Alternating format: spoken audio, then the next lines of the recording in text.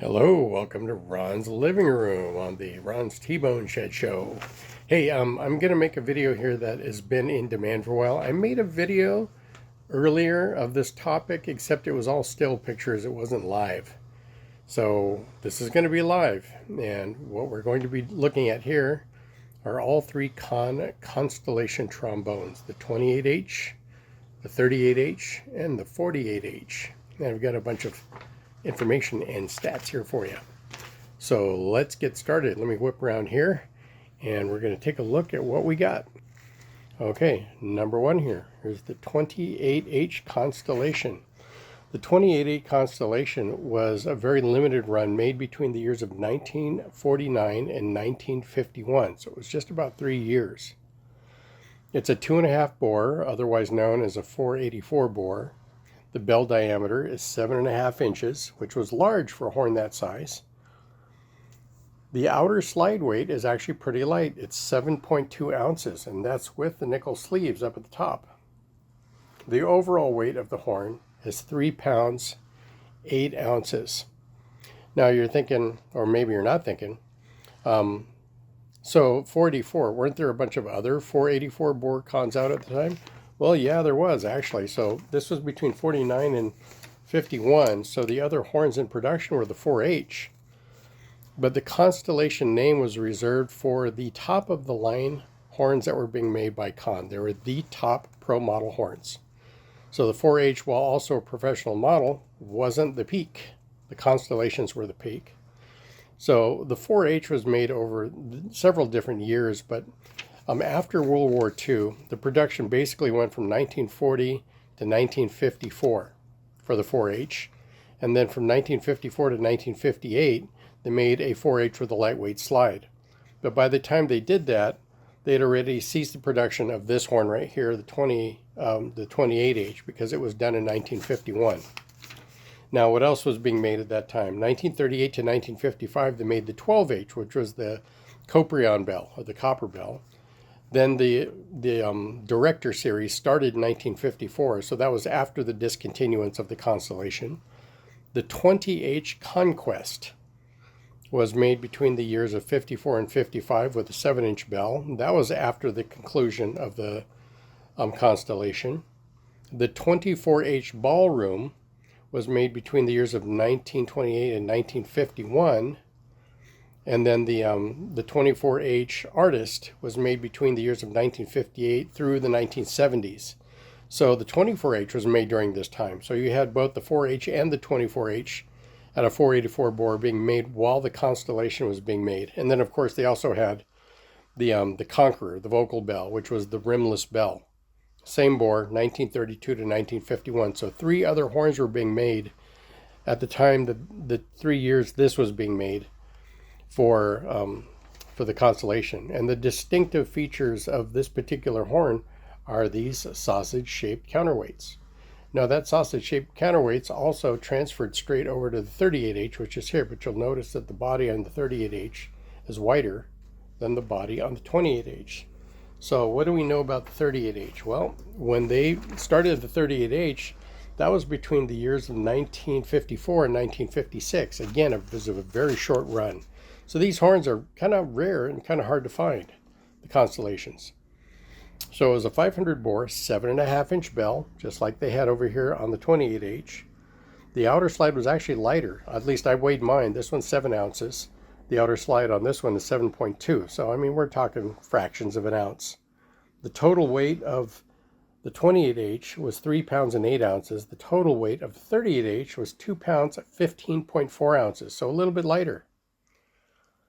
And then over here we have the 48H, which is the one that's very well known amongst players because the 48H was made between the years of 1956, actually, yeah, 1956 all the way into the 1980s. So it had a very long production run, about 27 years actually, somewhere around there. And what made this one unique was the bell. And they got away from the sausage-shaped counterweights, and they went with the traditional screw-on circle weight here at the top. But you can see that the body on both the 38 and the 48 were very close. They weren't exactly the same. If you look at the tuning slide here, this one's a little bit on the squarer side. This one's rounder, and then this one, of course, is narrow and very round. But yeah, now we get to the 8-inch bell. So you're thinking, well, isn't the 48H just a 6H with a nickel bell? No, they weren't. All the Constellations used an alloy that Conn put together. They called the P27.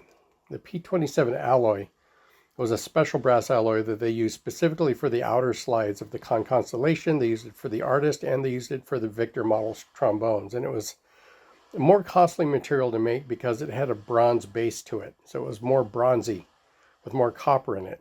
And, that was selected after 2 years of research and testing for its superior performance, according to Conn. So let's get back over here to the 28H Constellation. Let's talk about this a little bit. So when they first came out with this, here's what Conn said in 1951. It said, "Big, powerful tone from this medium bore Constellation. The sound as if it comes from a large bore trombone." Well, that's kind of true. They used a heavier gauge brass when making this horn, so it's thicker. It makes a darker, bolder, more, I say mid-range heavy tonal sound and response. And if you look at the bell flare on this, the bell flare widens up here near the end, which helps with the aid of that large throaty sound that was real popular in the ballroom days. Not quite as big as something, like a York, but that bell flare is pretty big there. And it's actually larger at the end than the 48H, and it's still thicker at the bottom here than on the 38H. So that's what aided in that big sound, was the bell flare and the taper. So Conn also said that here's a genuine medium bore effort with truly large bore results, a true trombone tone quality. Although tone is powerful, it's also bright and solid with just the right amount of cutting quality, and you'll say it's the finest trombone you've ever heard. And we're going to play these so you'll be able to hear them for yourself.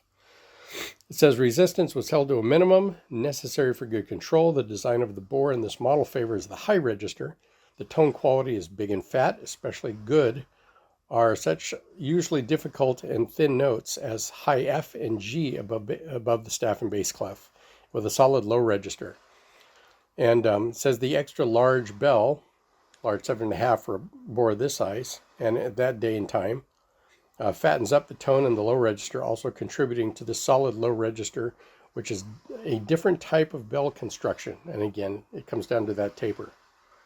So the slides are extremely light, not only because they are drawn thin, but also because they are narrow and streamlined to produce the fastest action on any trombone. And that was a claim made by some players that they interviewed. So that's the 28H, big sound, small horn, top of the line at that time between the years of 1949 and 1951. Okay, now we're going to go over here into the next evolution of the Constellation. We'll go to the 38H, which was made between 1954 and 1956. What Conn said in 1956 says it's a triumph in design and engineering. The new Constellation trombone features lightweight, integrally drawn stockings for consistent, fast, smooth, dependable action. The outside slides are of a specific alloy formula and built-in brace balancer and especially formed cast braces added to the beauty as well as the comfort in handling. This medium bore offers plenty of power and volume, easily controlled down to a soft whisper, and the tonal quality from sweet to brilliant. The high polished brass, attractive and durable nickel plating, clear lacquer overall, and also was available in silver or a gold bell upon request. That's kind of cool. I think I've seen one in silver that's been up for sale on, I think, eBay, but I'm not sure. Well, let's get to the one here, to the 48H. And I recently sold, I ended up with a second one of these, and I sold it to a collector friend of mine in Massachusetts, and he is very, very happy to have received this unique collector's item. So let's go over here to the 48H and let's talk about this, because this has some unique features. This was the final evolution in the Constellation trombones. So again, it's the 8-inch bell, 500 bore, but it's the electrode D bell. And what is the electrode D bell? Well, it's 4 layers.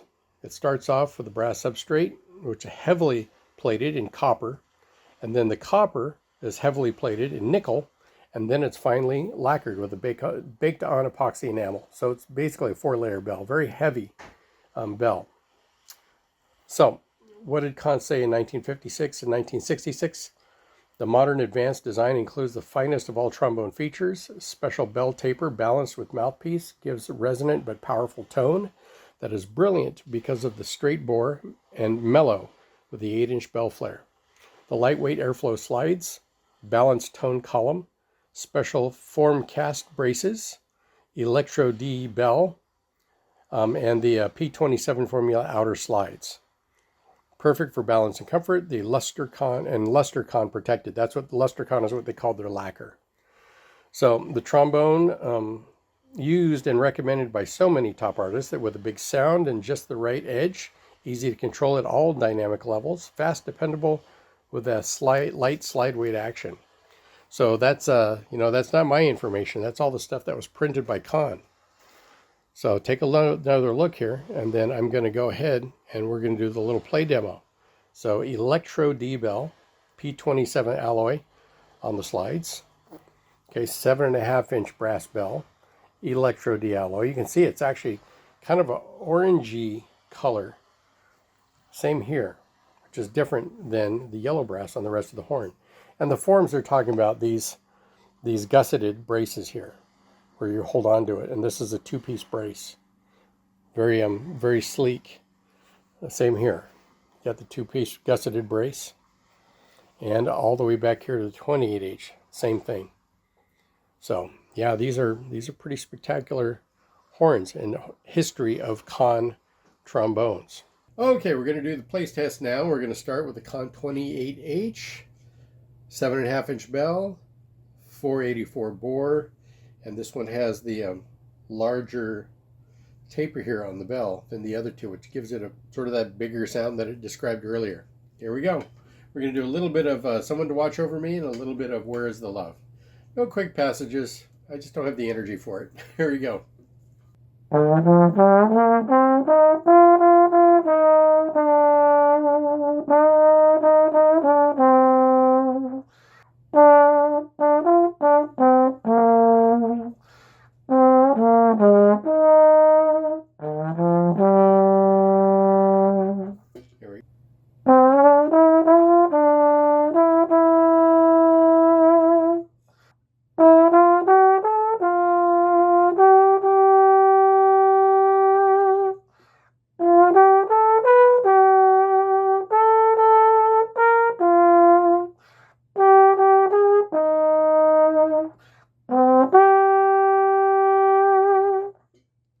It does have a pretty big sound. It does sound great. It really doesn't play like a 4H, and it doesn't play like a vocal bell, and it doesn't play like a 20H. It plays like a Constellation, just smaller. Okay, now for the 38H. 7.5-inch bell, 500 bore, not quite so broad a taper before it gets to the flare.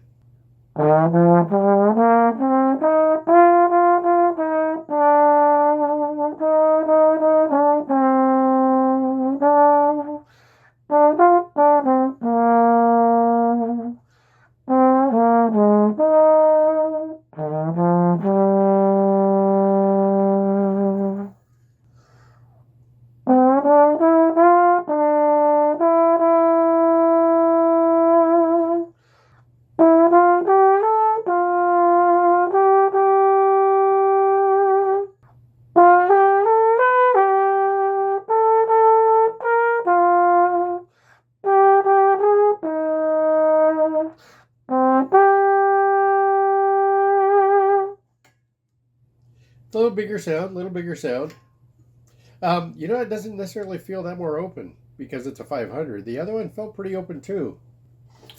Now the 48H Constellation with the Electro D bell. Here we go.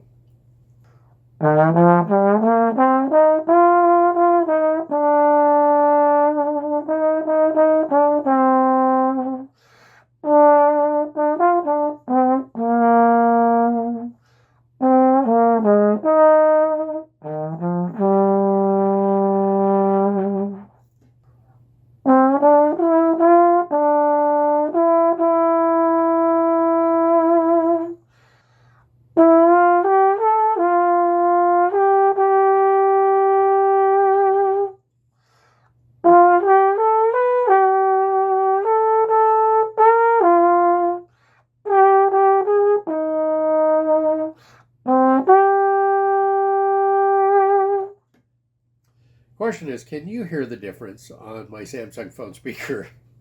So I played each of these with my Marcinkiewicz 6E mouthpiece.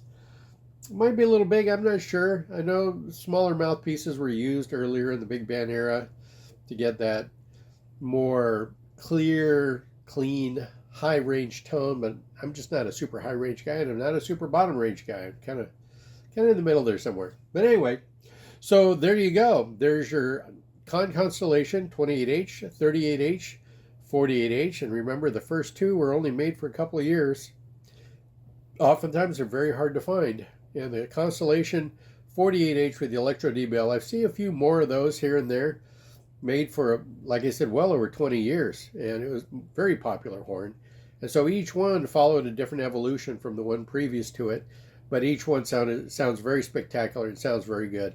Yeah, it could be that in the future I may do a video just on all the 484 bores, but I'm going to be doing a video series soon on my olds collection. I've been getting asked questions, hey, what kind of olds do you play? Do you play the standards, or do you play different ones or whatnot? Well, I've got them ranging from 1923 all the way until just about the company crashed under the Norlins, Norlin, under their leadership and business leadership in 1979. So we'll be doing those in sections. Anyway, I hope you enjoyed this episode of the Constellations 28, 38, 48H. Talk to you soon.